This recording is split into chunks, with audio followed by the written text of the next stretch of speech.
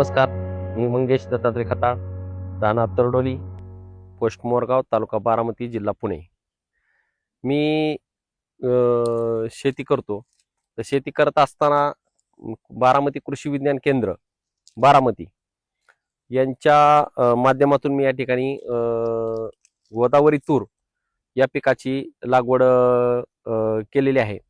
त्यांनी आम्हाला गोदावरी तूर पीक करा असं आम्हाला सांगितलं. आमचा भाग हा कोरडवाहू भाग आहे आणि कोरडवाहू भाग असताना आम्हाला बाबा या जिरायत भागामध्ये कुठलं पीक घेतलं पाहिजे, तर ते मार्गदर्शन घेत असताना त्यांनी सांगितलं की आम्ही पहिले लोकल तूर करत होतो, पण काय 4-5 क्विंटलच्या वर काय ॲव्हरेज आम्हाला निघत नसायचं. म्हणून आम्ही त्यांच्यापाशी बसल्यानंतर त्यांनी मला सांगितलं की बाबा तूर गोदावरी अशी एक वाण आहे आणि ते परभणी सीड्सचं आहे.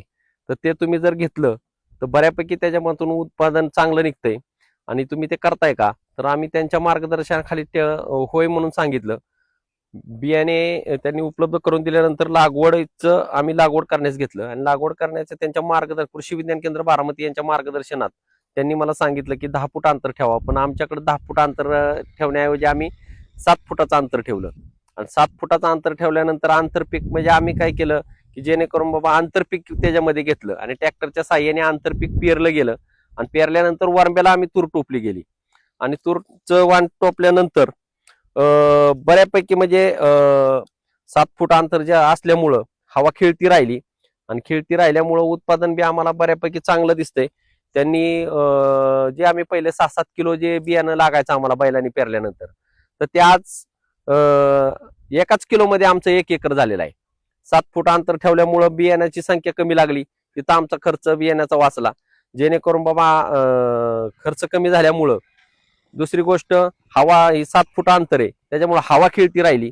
हाईट आता जवळजवळ 7 फूटच्या वर तुरीची उंची वाढलेली आहे आणि मग 7 फुटाच्या वर उंची वाढली. यंदा शेंगाचं प्रमाण चांगलं आहे, वातावरण बी हवामान चांगलं आहे आणि हवामान चांगलं असल्या कारणाने यंदा आळीचं प्रमाण बी कमी आहे. मी जे दरवर्षी 3-3 फवारण्या मला घ्याव्या लागायच्या, तर आज त्या एकाच फवारणीमध्ये मी ही पीक आणलेलं आहे. आंतरपीक निघतंय आणि जेणेकरून जे मध्ये जे अंतर आहे त्याचं कारण एकच आहे की जेवढं जास्त अंतर ठेवचाल तेवढं फुटव्याची संख्या चांगली निघते आणि हवा खेळती राहिल्यामुळं जे जे आतमध्ये शेंगा जे पोसत नाहीत जी दाटी झाल्यानंतर, तर ही शेंग आज पूर्णपणे टचबाज शेंग आहे की जेणेकरून बघा हे शेंग आज एका दाण्यामध्ये म्हणजे 4-4, 5-5 आज हे दाणे ह्याच्यामध्ये निघतायत.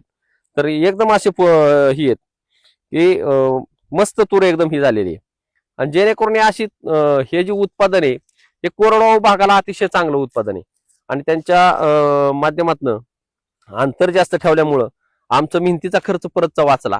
आंतरपीक निघल्यामुळं आम्ही ट्रॅक्टरने मेहनत करू शकलो, कारण आम्ही पहिलं पेरत होतो. त्याच्यामुळे आम्हाला परत खुरपान बिरपान करता येत नव्हती किंवा मेहनत करता येत नव्हती. मग ते खुरपायला मजुराची संख्या वाढायची, मजुरांनी खुरपून घ्यावं लागायचं.